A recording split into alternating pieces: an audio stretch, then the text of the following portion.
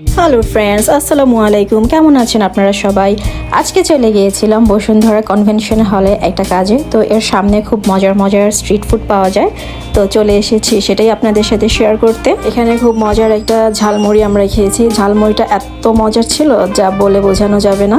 আর তার পাশেই বিক্রি করে গরম গরম সিঙ্গারা, যেগুলো হচ্ছে একটা স্টোভে ভেজে তারপরে তুলে তারপরে পাওয়া যায় হচ্ছে পেঁয়াজু, সমুচা, চুই ঝাল ফ্লেভারের ঝালমুড়ি, তারপরে পাওয়া যায় নানান ধরনের চা, এরকম আরো অনেক কিছু পাওয়া যায়। এখানে চাপটি চিতই দুটো পিঠাই পাওয়া যায়, কিন্তু এখানে মাংসের কোনো আইটেম নেই, শুধু আছে ভর্তার আইটেম।